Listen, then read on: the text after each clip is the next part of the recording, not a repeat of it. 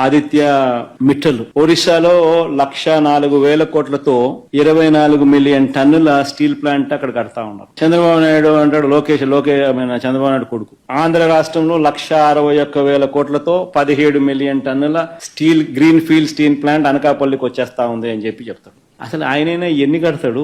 ఆయన లోకేష్ అనే వ్యక్తి స్టేట్మెంట్ ఇచ్చిన వెంటనే ఒరిస్సా మంత్రి వెంటనే ఆయన నుంచి రివర్స్ స్టేట్మెంట్, వాళ్ళు ఎక్కడ పోవడం లేదు, మా దగ్గరే ఉన్నారు, 1,04,000 కోట్లకు సంబంధించిన ప్లాంట్ కు సంబంధించి వాళ్ళు ఆల్రెడీ పనులు మొదలు పెట్టారు ఇప్పుడే అని చెప్పి. అంటే ఆడ 1,04,000 కోట్లు, ఈడ 1,61,000 కోట్లు ఎవరు చెవులు పూలు పెడతా ఉన్నారు. మిట్టల్ స్టీల్ అని చెప్పి నక్కపల్లిలో కొత్త స్టీల్ ప్లాంట్ పెట్టడానికి అడుగులు ముందుకు వేయండి అని చెప్పి ఆహ్వానించింది నేను రాష్ట్రానికి. ఆహ్వానించి రమ్మని చెప్పి వాళ్ళని చెప్పి వాళ్ళు అధికారులకు కూడా చెప్పిన, వాళ్ళు వస్తున్నారు, వాళ్ళకి ఎక్కడెక్కడ మనం భూములు ఇవ్వగలుగుతామో చూపించండి అని చెప్పి.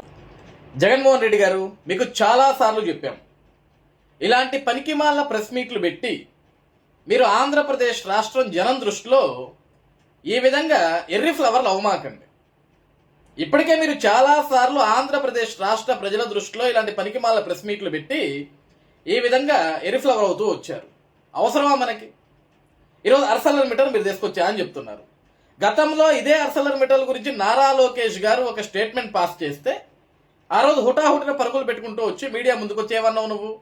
ఆర్సెలర్ మిట్టల్ ఆంధ్రప్రదేశ్ రాష్ట్రానికి వస్తుందంట, ఎవరి చెవిలో పువ్వులు పెడతాడు లోకేష్ చంద్రబాబు, అది ఆల్రెడీ ఒరిస్సా వాళ్ళు తీసుకున్నారు, ఒరిస్సా ముఖ్యమంత్రి స్టేట్మెంట్ కూడా పాస్ చేశాడు, ఆర్సెలర్ మిట్టల్ ఎక్కడికి పోర్టల్ లేదు, మా దగ్గర ఆల్రెడీ భూమి కేటాయించాం, పనులు ఆల్రెడీ మొదలు పెట్టేశారు అని నువ్వే కదా చెప్పింది. మరి ఆనాడు ఆ స్టేట్మెంట్ ఇచ్చిన నువ్వు ఈ రోజు మళ్ళీ అర్సలర్ మిట్టల్ ఆంధ్రప్రదేశ్ రాష్ట్రానికి వచ్చి శంకుస్థాపన చేసుకోగానే మళ్ళీ మీడియా మందికి హుటాహుటిన పరుగులు పెట్టుకుంటూ వచ్చి లేదు అర్సలర్ మిట్టల్ వచ్చింది చంద్రబాబు వల్ల లోకేష్ వల్ల కాదు, దానికి పునాది వేసింది నేనే, జగన్ అని నేను మాట్లాడాను, ఆ రోజు మిట్టల్తో మాట్లాడాను, దావోస్కి వెళ్ళి 2 జేబులు చేతులు పెట్టుకుని రోడ్డు మీద నడుచుకుంటూ వెళ్ళి మాట్లాడాను. నువ్వేం మాట్లాడి ఎవడికి తెలుసు?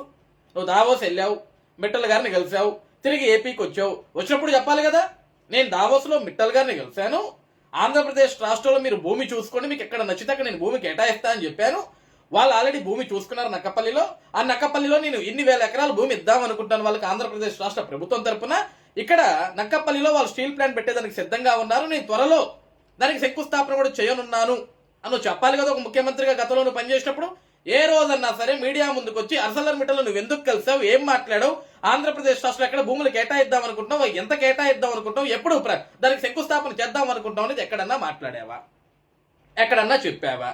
లేదు కదా. ఈరోజు ప్రతిదానికి తగుదరమ్మా అని ఉరుక్కుంటూ వచ్చి ఇది నేనే తెచ్చా, అది నేనే తెచ్చా, అర్సలర్ మిట్టల్ నేనే తెచ్చా, గూగుల్ డేటా సెంటర్ నేనే తెచ్చా, రాష్ట్రానికి అమరావతి రాజధానిని నేనే ప్రకటించా, పోలవరం నేనే నిర్మాణం చేసేస్తున్నా, పట్టిసీమ నేనే కట్టేశా, రోడ్లు మొత్తం నేనే వేసేసా. ఎవరు నమ్ముతాడు సార్? ఎందుకు మీరు పదే ఎరిఫ్లవర్ అవుతారు చెప్పండి ప్రజల దృష్టిలో? అవ్వకండి.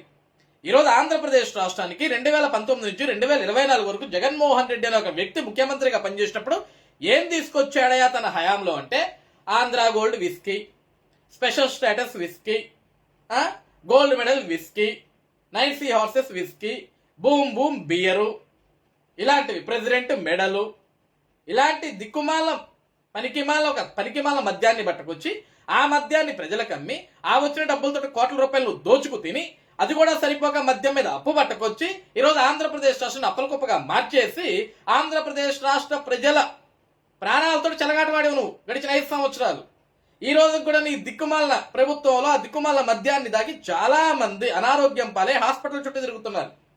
అది నీ క్రెడిట్.